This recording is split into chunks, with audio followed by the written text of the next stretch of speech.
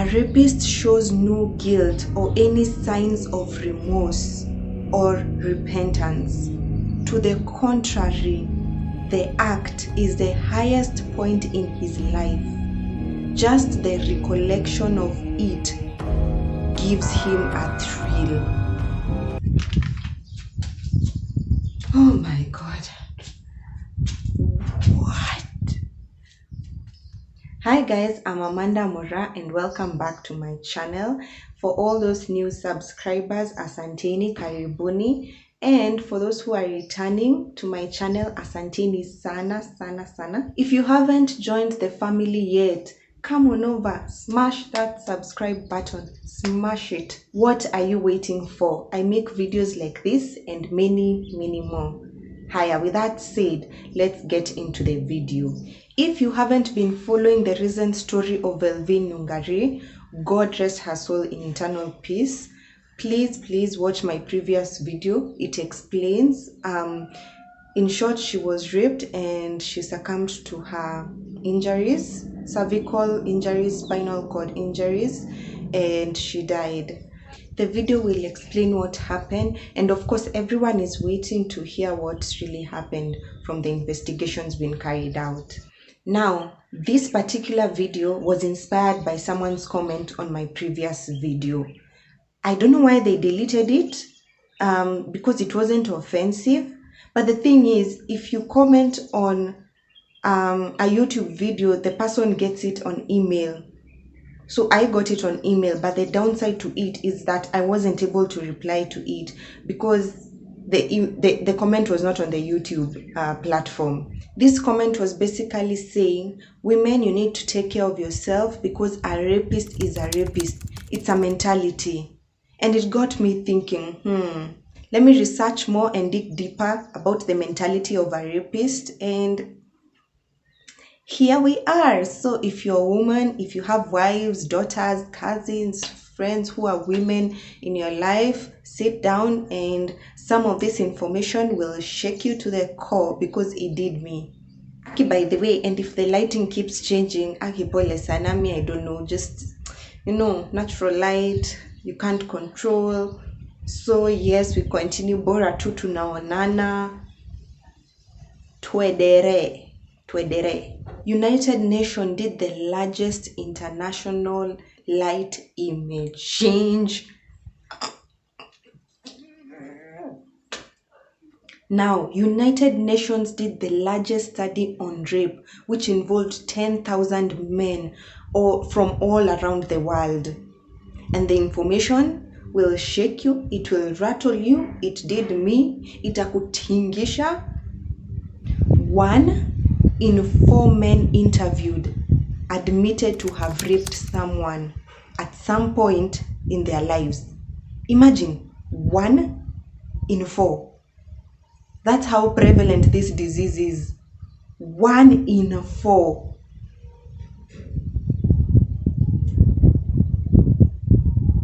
One in 10 men admitted to have raped someone who wasn't their romantic partner. And yes, romantic partners do get raped, even in marriage. And the thing is, repeated offenses were found to be very high among the rapists. In short, someone didn't just rape someone once, na akasema hiyo story may die. It's over and over and over again. Listen to this one. The UN researchers said that sexual offenders feel a sense of sexual entitlement in inflicting violence, and about half of them don't feel guilty about it. Wow. What? Me, I was reading these things like, the hell? Like, what did I just read? Nimesoma nini? Is this real life? Is this for real? Now, there's this Rajat Mitra guy who's a crime psychologist who has done extensive research on convicted rapists. He basically reconstructs the mind of a rapist. His study categorizes rapists into three major categories. Number one, extremely violent rapes. Number two, sadistic rapes. And number three, rapes that were followed by murder. He goes ahead to give us pointers that portray the mind of a rapist. Rape is a behavioral crime. It is not about the sex per se. It's an act of violence. Listen to what he goes ahead and says. The need to inflict violence is a substitute to the rapist's inability to seek consent. This person doesn't want to seek consent, either doesn't want, can't, is not willing to seek consent. So what he substitutes consent for is the violent act of rape. A rapist will plan it all in their head before he seeks out an opportunity to ambush a helpless victim. Number two, that is 4. Number 2, rape is not a crime of passion nor a spur of the moment action.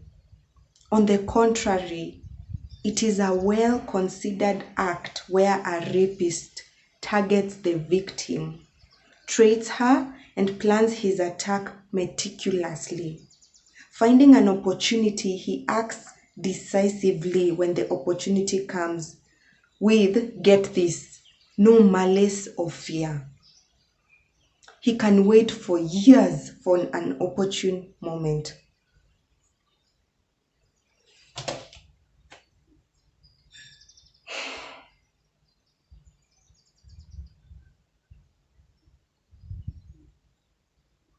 Rape is a serial crime, and the person who indulges in it will do it repeatedly. He found out that there are some common traits in all these rapists. 72% of the rapists interviewed were found to have psychopathic traits and antisocial personality disorder.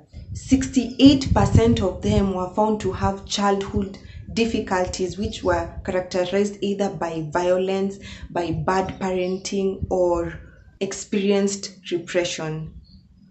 Hold on to your seats because this one will shake you. A rapist shows no guilt or any signs of remorse or repentance. To the contrary, the act is the highest point in his life. Just the recollection of it gives him a thrill. Oh my God. What?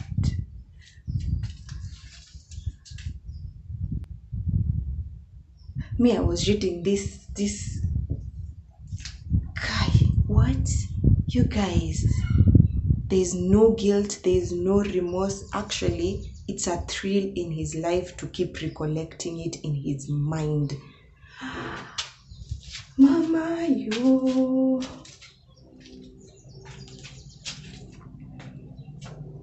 Lighting, come on. We cannot be playing games like this.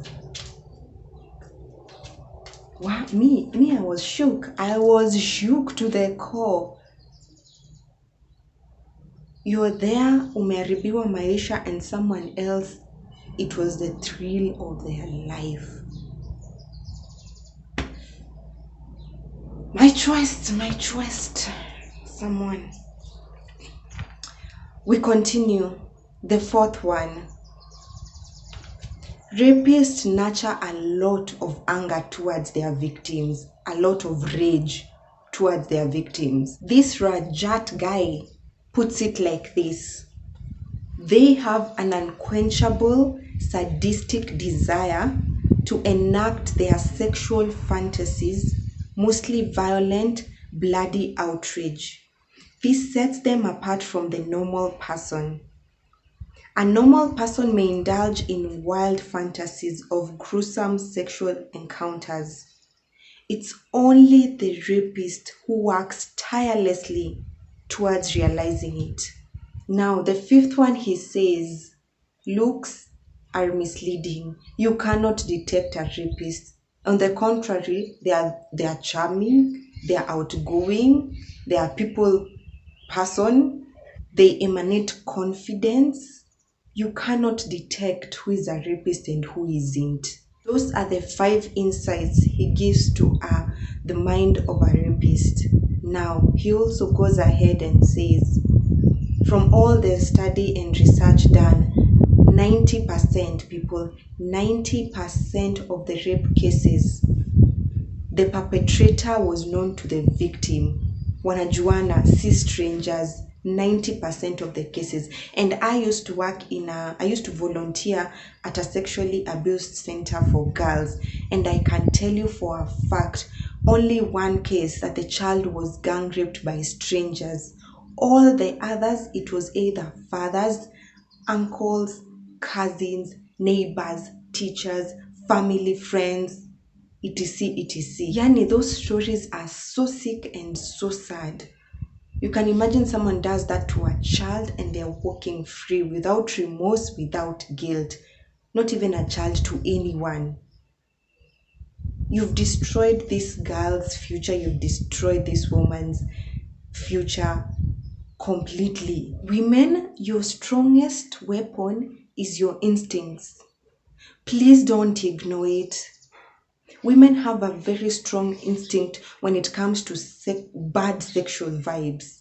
And I can argue that Velvin did have these instincts, hence they call this number 150 times. That's an instinct.